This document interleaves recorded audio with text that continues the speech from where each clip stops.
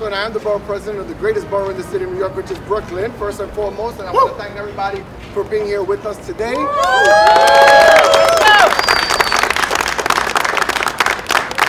I know that Zoran is from Queens, so he won't tell you directly, but he knows Brooklyn is the greatest borough. So I'm so happy to be here today, not because it's a good thing, but because we need the advocacy and we need to do the work to make sure we're bringing to the front of the issues that are being discussed during this budget related to deep theft.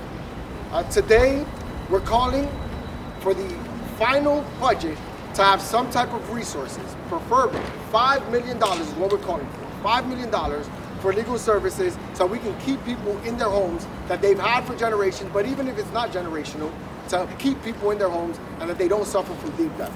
Proud to be joined by the Brooklyn delegation who are co-hosting this event, because as soon as I asked the Brooklyn delegation on whether or not we can make this a priority issue, there wasn't no hesitation.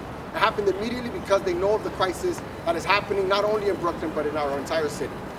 According to Attorney General Tish James, Brooklyn saw the most deep theft complaints of any borough, with more than 1,500 out of 3,500 complaints filed from 2014 to 2023. A single deep theft case may require up to 300 attorney hours and over 7 years to complete. It's expensive and resource intense for legal service providers. Brooklyn's network of free legal services is strained to capacity, and many lack grant funding to explicitly tackle deep theft head-on. Black and brown homeowners are particularly at risk for deep theft due to speculation in rapidly gentrifying neighborhoods, limited access to legal services, and a tendency to lack a formal will or estate plan. According to Brooklyn Legal Services, the most common scams these homeowners may face are refinancing scams, equity stripping, and foreclosure bailout loans. This is about ensuring our communities have a chance to build generational wealth.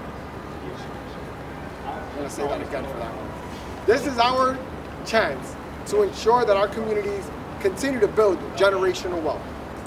Today, we are also going to be talking about a bill from Councilmember Sandy Nurse, who's going to introduce the bill May 28th in 2025, this year, and Councilmember Chiosei is a prime sponsor of that legislation. The legislation, I'm going to allow for them to speak on that, but I just want to say I really am encouraged by the Brooklyn delegation's leadership in really putting this to the forefront and not making this a side issue or a low priority, but really starting to talk about an issue that has no resources.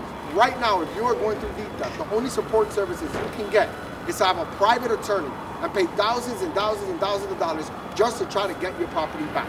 There's statute of limitation issues that we have to address.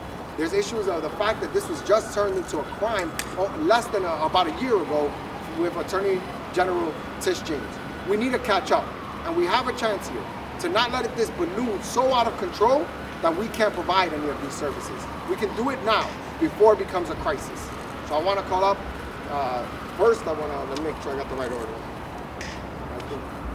I hope constituents get to speak. So the first person I'm calling up is Councilmember Chiosei. Thank you.